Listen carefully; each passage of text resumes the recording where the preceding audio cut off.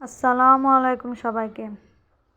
আজকে আমি আপনাদেরকে ফুলকপি কিভাবে রান্না করব তার রেসিপি দেখাবো আজকে।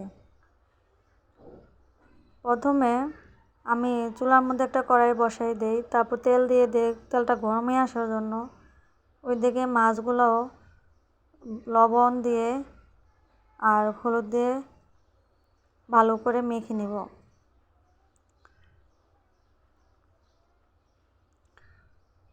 মাখাও শেষ হয়ে গেলে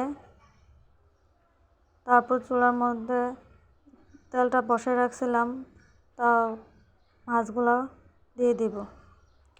মাছগুলো এক করে ভেজে নেব। ভেজে নেওয়ার পর ওই তেলটার মধ্যে পেঁয়াজ দিয়ে দিই, তারপর ফুলকপিগুলো দিয়ে দিই, কাঁচামরিচ দিয়ে দিই 5-6টা মতো, তারপর লবণ দিয়ে দিই।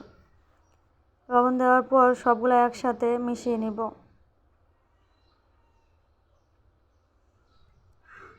মিশিয়ে নেওয়ার পর ঢাকনা দিয়ে ঢেকে দেব 5 মিনিটের জন্য। 5 মিনিট পর আবার একটু তেল দিয়ে দিলাম। সামান্য পরিমাণ তেল দেওয়ার পর আবার নেড়ে চেড়ে নেব। আবার ঢাকনা দিয়ে ঢেকে দেবো 5 মিনিটের জন্য।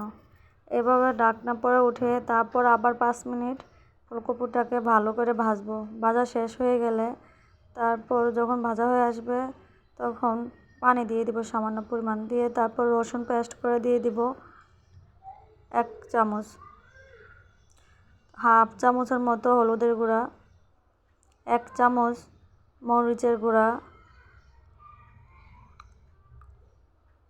হাফ চামচ ধনিয়ার গুঁড়া, হাফ চামচ জিরা গুঁড়া, লবণ যার যার স্বাদ মতো।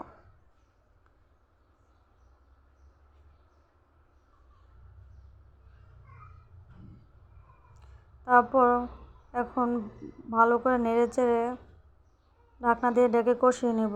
যখন কষানো শেষ হয়ে যায় তারপর পরিমাণ মতো পানি দিয়ে দিব ওটা সিদ্ধ হয়ে আসার জন্য। ভালো করে নেড়ে চেড়ে দিয়ে ঢাকনা দিয়ে ঢেকে দেব 10 মিনিটের জন্য। যখন কপিটা মোটামুটি সিদ্ধ হয়ে আসবে, সিদ্ধ আসে তারপর মাছগুলো দিয়ে দিব।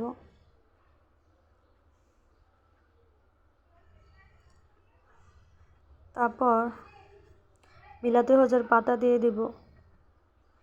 কোন অঞ্চলে কী পাতা বলেন তা কমেন্ট করে জানাবেন।